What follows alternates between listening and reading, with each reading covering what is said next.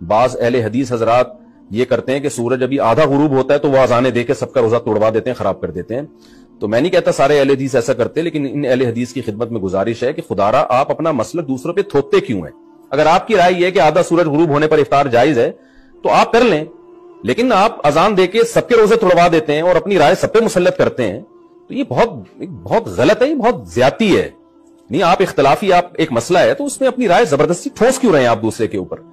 بعض دفعہ ایسے ہوئے ہیں واقعات کہ کسی اہل حدیث کی مسجد سے اذان ہی پہلے ہو گئی، تو ان سے پوچھا گیا تو کہہ رہے ہیں ہمارے مسلک میں اور یہ حدیث کی روشنی میں جائز ہے، حالانکہ ایسا نہیں ہے حدیث سے. اب سحری کھاتے تھے بالکل آخری وقت، ادھر بلال اذان دے رہا ہے اور ادھر آپ آخری لقمہ کھا رہے ہیں، اور ادھر سورج نیچے ہوا اور آپ کھجور منہ میں. ایک آدمی اوپر کھڑا ہوتا تھا مدینے میں تو وہ چھت پہ، گھر کی چھت پہ کھڑا ہوتا تھا، سفر میں ہے تو وہ کسی پہاڑی پہ کھڑا ہوتا تھا. جو ہی سورج کا کنارہ نیچے جاتا اب فوراً وہ کہتا یا رسول اللہ قد غربت، تو آپ کھجور منہ میں ڈال لیتے تھے یا پانی، کبھی پانی سے افطار فرماتے تھے، کبھی کھجور سے افطار فرماتے تھے کہ میری امت پہ بھوک کا وقت کم سے کم آئے. آج کل جو یہ ہمارے افطاری کے اوقات ہیں نا، یہ سورج ڈوبنے کے بھی 2-2.5 منٹ بعد کے ہیں کہ احتیاطاً بہتر کہ ادھر سورج غائب ہو، ادھر لقمہ منہ میں جائے. ہمارے اہل حدیث بھائی وہ 2 منٹ پہلے ہم سے افطار کرتے ہیں، تو بڑی اچھی بات ہے کہ سورج کے غروب ہونے کا جو اصل وقت ہے اس کے ساتھ ہی افطار کرنا.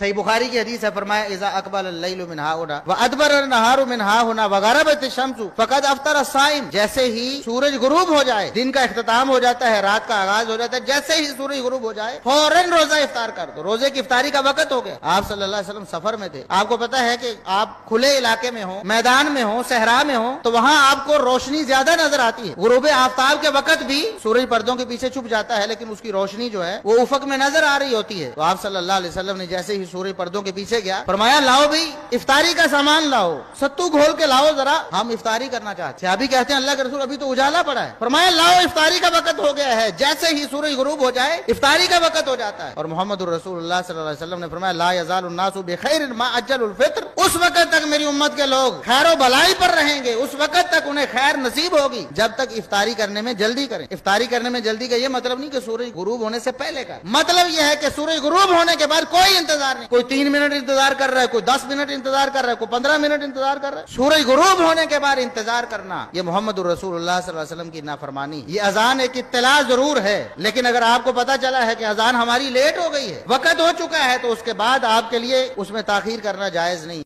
اہل الحدیث وہ جماعت ہے، ہمارے نبی نے فرمایا، سیدنا معاویہ روایت کرتے ہیں کہ میری امت میں ایک جماعت ہوگی جو اللہ کے احکامات کو نافذ کرے گی. جو ان کو رسوا کرنا چاہے گا، ان کی مخالفت کرے گا، وہ ان کو کوئی نقصان نہیں پہنچا سکے گا، اور یہ گروہ، یہ جماعت غالب رہے گی. اور یہاں غلبے سے مراد دلیل کا غلبہ ہے. یہاں غلبے سے مراد دلیل کا غلبہ ہے کہ اہل الحدیث کے پاس دلیل ہوتی ہے. حدیث میں یہ آیا ہے. ہمارا چھوٹا سا بچہ بھی اٹھ کے بڑے بڑے مولویوں کو چپ کرا دیتا ہے، مولوی صاحب یہ بات کون سی حدیث میں لکھی ہے؟ وہ کہتا ہے واپیاں دا بال لگتا میں